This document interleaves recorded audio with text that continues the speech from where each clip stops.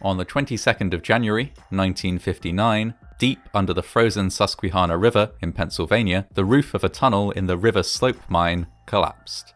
The results were catastrophic, not just for the workers that were underground at the time, but also for the company which ran the mine, the township where the workers lived, and the whole of the mining industry in northern Pennsylvania. Coal mining had been a big industry in Pennsylvania since anthracite coal was first discovered there in the late 18th century. The population in the area began to increase rapidly in the aftermath of the American Civil War, as the mining industry, coupled with the railroad industry, grew at an unprecedented rate. This population growth helped shape the culture of the area. Immigrants from Britain, Ireland, and all over Europe poured into Pennsylvania to work in the mines. In the early 20th century, the mining industry in Pennsylvania was responsible for around 180,000 jobs. The industry was booming. Of course, this rapid growth was not without its downsides. Many workers felt that they were treated poorly and weren't paid enough. Indeed, the wives and children of many miners often had to work in silk mills to supplement their income and make ends meet. A successful strike in 1900 did go some way to addressing these issues, but the pay and working conditions of miners remained contentious. During the 1920s, as access to electricity became more common, demand for coal began to decline. This resulted in further strikes and national attention on the mining industry in Pennsylvania. Wages had been stabilized with legislation, and so the decreasing price of coal meant that mining companies were losing money. They responded by closing mines. Desperate miners, left without jobs, started bootlegging coal. They would work in closed mines and sell the coal illegally. Despite a brief increase in demand for coal during the Second World War, the decline of the industry continued throughout the 1940s. Coal was simply being used less and less to heat homes. As mining companies became more and more desperate to survive, they looked to save money where they could, often cutting corners when it came to the safety of workers. The River Slope mine was owned by the Pennsylvania Coal Company and was part of an intricate maze of mine shafts that was situated along the Susquehanna River. The Knox Coal Company were contract miners, which essentially meant that they were independent contractors working on behalf of the Pennsylvania Coal Company. This muddied the waters even further with regards to who should be enforcing safe working practices.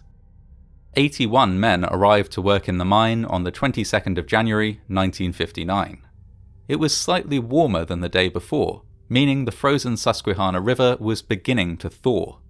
The workers were split into two groups. 75 were sent to the May shaft of the mine, while the remaining 6 were stationed in the Pitson vein.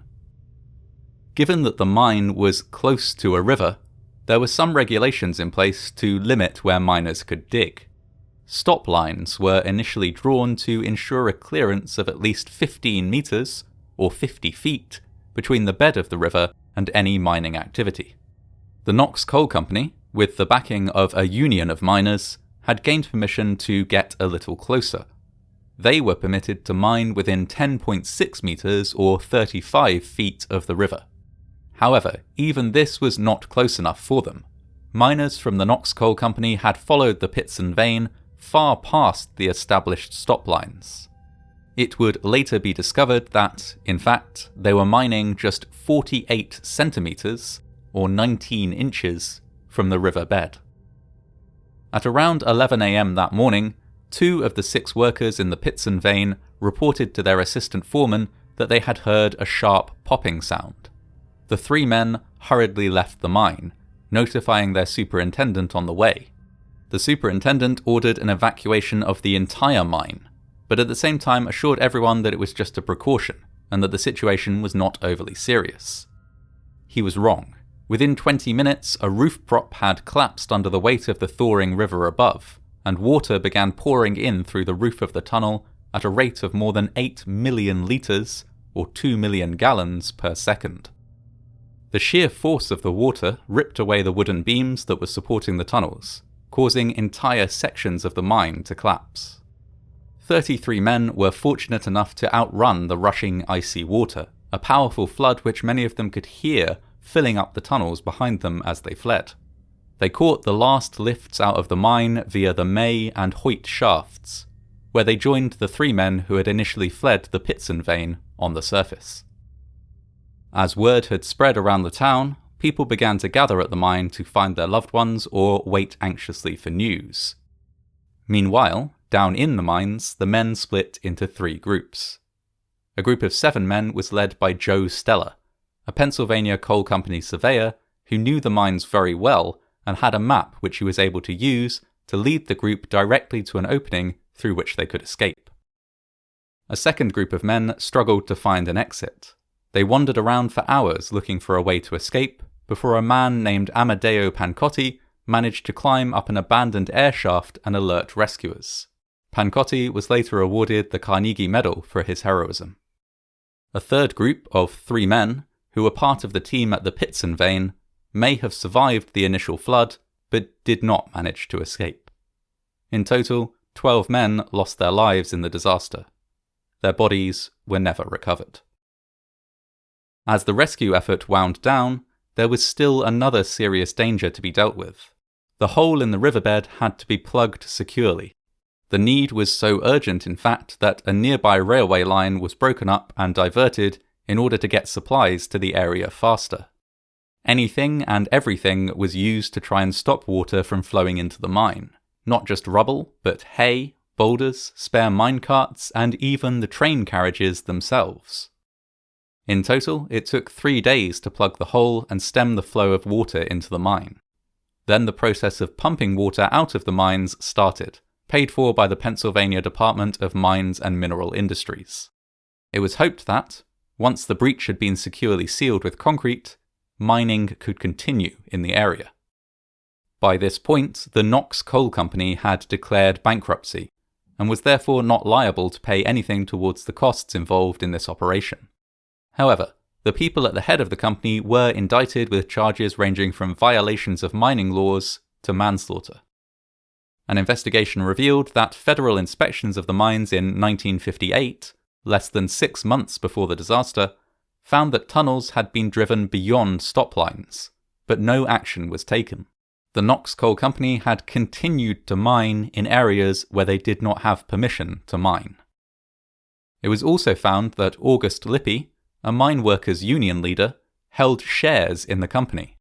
This was illegal, but it did help to explain how the safety of the miners was ignored not just by the mining company, but by the union which represented them.